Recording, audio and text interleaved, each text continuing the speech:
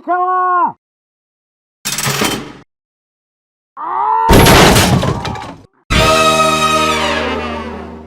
What's up, everybody out there in YouTube land? Wrath2501 here. Alright guys, time for the Warhammer part of Double Feature Friday. This is the Flood versus Tyranids. Who wins? By Commissar Gamza. And he hasn't done anything much on his channel other than bitching about Games Workshop being dickheads, which they have been. I mean, my God, I swear to God, what, are they taking business advice from Blizzard or some shit? I don't know. Anyway, so that's basically all he's done, but now he's actually got something he just put out that's actually good, that's, you know, talking about Warhammer stuff and theories and stuff like that. So yeah, I figured I wanted to do this. So let's get started, see what he's got for us, and go. Alright, now to go ahead and get I had this to cut an going, advertisement let's go here ahead too. and summarize both of these factions, starting off with the Tyranids. Alright, so not too much is known about the Tyranids, other than they are known as the Great Devourer in Warhammer 40k. Because they're literally They just are one an creature. galactic alien species, and what they are doing More like is a they're moving superorganism, into the actually. galaxy, and their goal is basically, as far as we know, just to consume all life, to consume all biomass, to continuously evolve, grow, conquer, and move on to the next galaxy. We don't know how many galaxies they've conquered. It could be 1, it could be 100, we just don't know. We don't even know all the Tyranids, because all we have seen is the small tendrils that have invaded the Warhammer 40k universe's Milky Way galaxy, and already that has caused tremendous amount of damage. They are a highly evolved alien species, and what they do is they consume biomass. They can get your genetic information, and then they can adapt themselves to overcome any obstacle that they're facing. So let's just say for some reason you use a lot of machine gun fire. Well, the next wave that comes in, let's say a couple of weeks later, their armor is adapted to basically become a lot more resistant to the machine gun fire that you're using. And if you don't adapt your weapons or have new strategies or tactics, they're most likely going to overwhelm you. Yeah, Now, and they one never thing fall to for the note same trick is twice. Their evolution is limited. For some reason, people tend to have this gross exaggeration that they can evolve infinitely and basically just do whatever they want. This is obviously not true, because they have not adapted to bolter fire. They haven't adapted to bombs. There is a limit to this. However, becoming more resilient or resistant to your weapons is a highly effective There's no such thing as mechanism, proof, only especially when you've got resistance. the mass numbers of the There's no Tyranids such thing have as to bulletproof, back up only their bullet warfront. resistant. Alright, now one of the important things to talk about here is the hive mind. The Tyranids operate through a hive mind, which is a psychic link that collects all the Tyranids' thoughts and actions and links them together in a single network known as the hive mind. Now this is a powerful psychic link that can be drawn upon, and certain Tyranids can use psychic abilities from the link, which is the hive mind. Now, some people have tried to understand the hive mind itself, and to tap into it is either to go mad or you just get killed outright, because you are tapping in essentially into the minds of hundreds of billions, if not possibly trillions of Tyranids, Hundreds of possibly even septillions more. of We just Tyranids. don't know, but the hive mind link is vast and it's very powerful.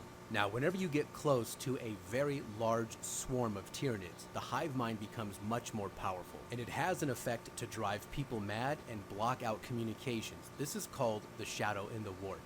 Alright, let's go ahead and take a look into the Flood. Now, to summarize the Flood from Halo, they are also a hive mind, except for they operate a little differently. They are more of a parasitic organism that seeks out sentient life to attack it and to consume it. This does not mean that they can only consume sentient life. They can infect all other biomatter as well, even terraforming entire planets, their jungles, everything into infected Flood biomass. Now, Yeah, but Flood they don't. They infection all consume it. starts They don't with the assimilate Flood it. supercell. An important capability essential to the Flood's survival is the ability to convert other life forms into more Flood cells, which can be used in a variety of ways. The Flood supercells capture and interface with the host cells, which are quickly metabolized, broken down, analyzed, and then reassembled into more Flood cells that mirror the function of the target's cells. This process is rapid and continuous, with the end result that the host's biomass is largely taken over by the newly generated Flood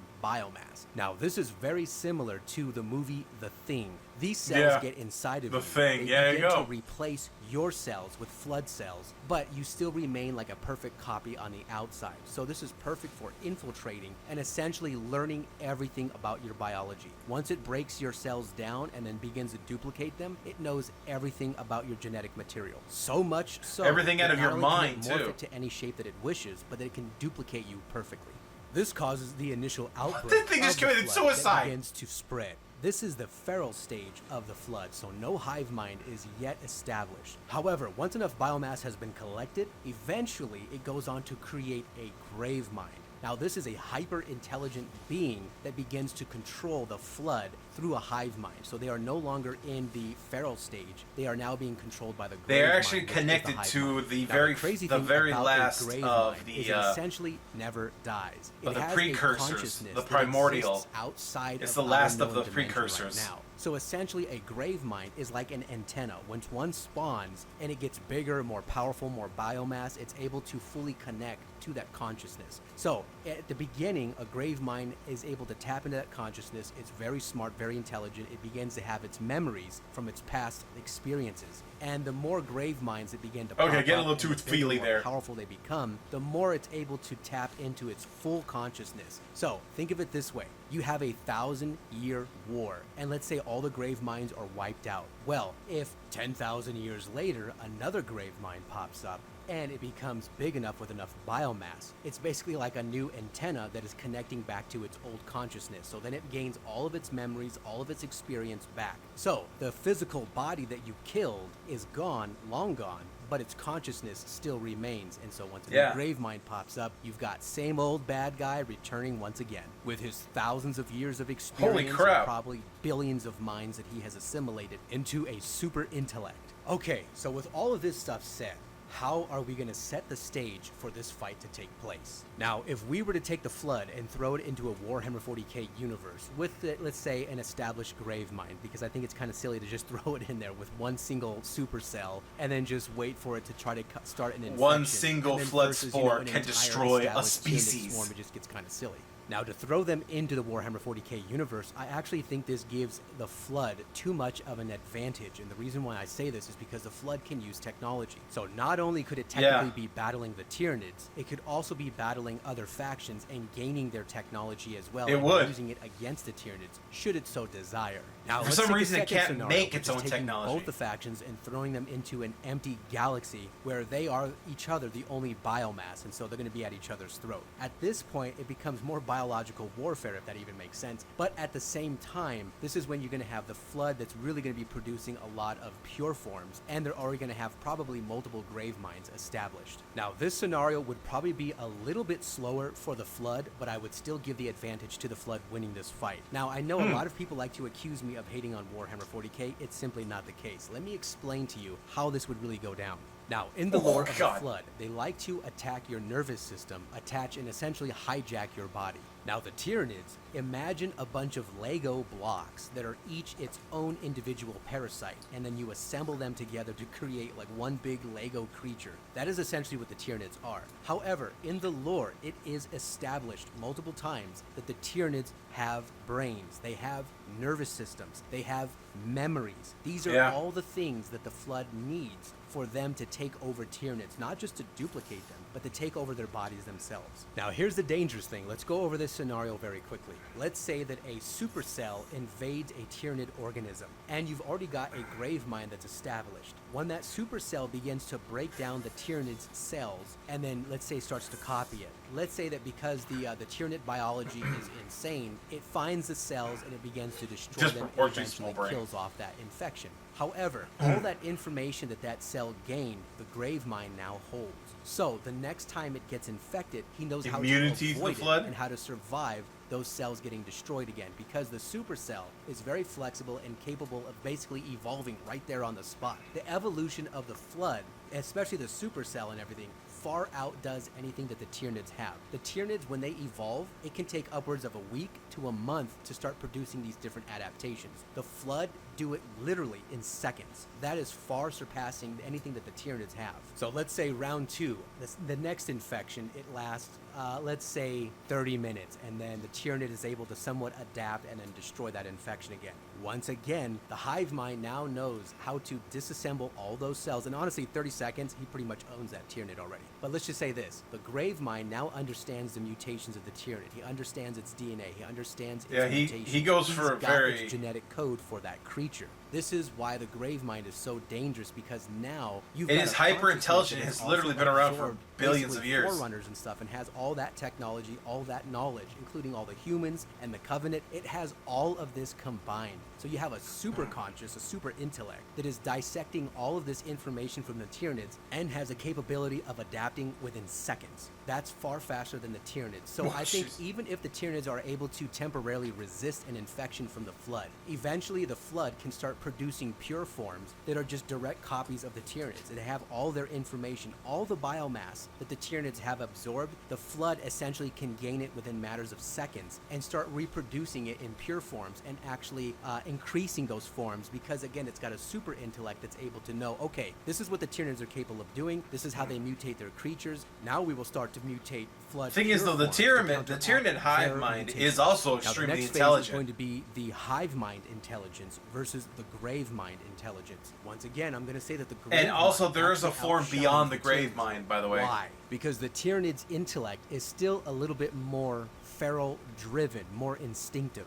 It is by no means dumb. It understands strategies and tactics, and it can outdo a lot of tactical geniuses. However, when I say that it is more feral driven, whenever you read the books about the Tyranids and the stories, and people can kind of tap into their psychic power temporarily, or at least feel it, it is always the same thing. The hive mind's only goal is to consume biomass. It is like an endless hunger that drives it forward. This is why these creatures normally don't retreat. They will attack and attack and attack because they are driven by like that feral hunger to always move forward. Starvation, basically. Is not driven by that type of emotion. If anything, it is willing to wait a patient war. It will retreat. That's true. It will wait for thousands of years even. Again, as it did versus the Forerunners. The grave mind does not have that crutch of being driven constantly forward by this endless hunger. It's sort of like a sly lion, which is the Tyranids, versus the intelligent hunter, which is the human or the Flood. One of them, if anything, attacks based off of instinct. The other one is willing to lie and wait and trap its enemy.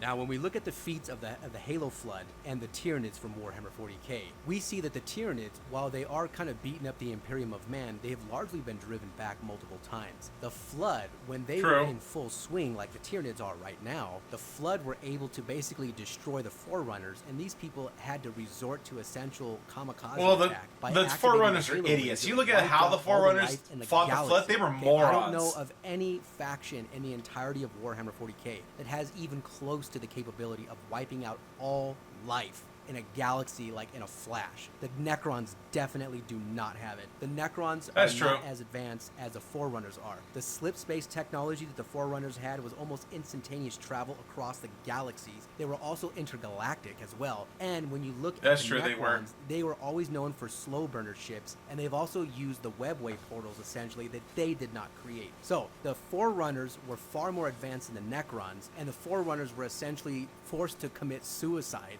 by the Flood, and the Flood still survived, and the Flood is also intergalactic as well. The only scenario that I can really think of where the Tyranids are going to win is largely going to be something along the lines of, okay, there's a supercell that infects like a lowly Hormigont, and within, I don't know, 30 seconds, the supercell isn't able to duplicate and take over the Tyranid, and essentially the Tyranid's system is able to fight it off. It fizzles out those cells, and that was it, because that's all the Flood that we actually put up against, a quadrillion Tyranids. Wow, what a fair fight. I think if you actually want a fair fight, you can have, let's say, a trillion Tyranids and a trillion Flood. But at that point, when you have a trillion Flood, you've got multiple grave minds working together. That's just, I don't see any way that the Tyranids can win at that point. You have to severely nerf the Flood to actually get them to lose, to the point of basically making it an unfair fight, where you're just trying to get the Tyranids to win. Here's the other thing, too. Now, when it comes to psychic powers, I'm pretty sure they can rip and shred plenty of Flood pure forms or any of the sort. Oh, yeah. However, if the Flood themselves get a hold of those Tyranids and understand how the hive mind works, which it will, why couldn't it create its own hive mind version with its own mutations? And now you've got the Flood running around with its own psychic powers as well. Because again, keep it... I'm pausing it for just a second because this is a bit of a long explanation. See, another thing about the grave mind, or rather, there's a form beyond the grave mind that it evolves to. I forget what it's called. But, it can actually reprogram a smart AI just by talking to it. Not any kind of direct data interface, not by typing or just, mind to mind. No. Just by speaking, like I'm speaking to you. The Gravemind can reprogram a smart AI. Even one that was specifically designed to fight the flood. That's how one of the reasons why the Forerunners lost. They left all the fighting up to AIs. And an AI they created to specifically fight the flood, it wanted to, in order to fight the flood, it decided to understand them. So it opened up a dialogue with the Gravemind. And the Gravemind reprogrammed that AI just by speaking to it. That's pretty freaking smart. That is damn smart. Let's go. Keep in mind, the flood infections, they happen within seconds. They don't That's happen true. within months or weeks or days like the Tyranids do. If a Tyranid is going to infect something, normally it takes a couple of days or maybe even a couple of hours. Do the Tyranids infect anything? I thought they just grew shit, like, I mean, hell, like you from the could Gene actually Stealers. have a grave mind that taps into the hive mind, and then the grave mind's brain just blows up, okay? But keep in mind, that's not the only grave mind, and all that experience that he just gained right there goes into his collective consciousness that all the other grave minds can now tap into. So this is what I'm saying is that, like, I do not see a situation where the Tyranids are overtaking the flood in a populated universe or an empty universe. All right, guys, I'm pretty sure this video has pissed off so many 130K fanboys. I That's get true. so many exaggerations out here. I actually had a kid that told me, no joke, he said that orcs and Tyranids are just pure biomass. They don't have brains or nervous systems. I even had someone tell me that orcs The hell? are fungus, and therefore orcs don't have organs or DNA. And I was like, oh, Yes, they do. A fungus does have doesn't DNA. DNA. Interesting. Bruh. Someone get this kid a Nobel Prize. Anyways, I'm going to end this video here. Thank you very much for watching, and I'll have more for you. Okay, so all right, so finally something new, something good from Commissar Gamza. I like this stuff. See, that was pretty cool, and he made several good points about the flood. Like, the flood is insanely dangerous, and not just because of its pervasiveness, because it's so damn smart. I mean, real smart. I mean, the Tyranids are also really smart, and you do have the Tyranid immunity to worry about, because the Tyranids are constantly altering themselves, creating new biological weapons. So they might even be able to create like a almost like a gas that would start killing flood. They might gas a whole planet, kill all the flood, and then, you know, eat whatever was left. I mean, there's a possibility that the Tyranids could do that. I mean, they make all kinds of biological weapons. I mean, some of the ones they already have are outrageous. Anyway, so what do you guys think? Who do you guys think wins in the... Given the data that's been presented here, who do you guys give the win to? Do you give the win to the Tyranids or to the Flood? Or do you give it to the Xenomorphs? Anyway, I hope you guys enjoyed that. Like this video, subscribe, guys. Of course, click on the link to the original down in the description. Get down to Commissar Gamza's channel. Like the original, sub to him over there. I will see you guys next time. Tune in every day for new content. Bye-bye.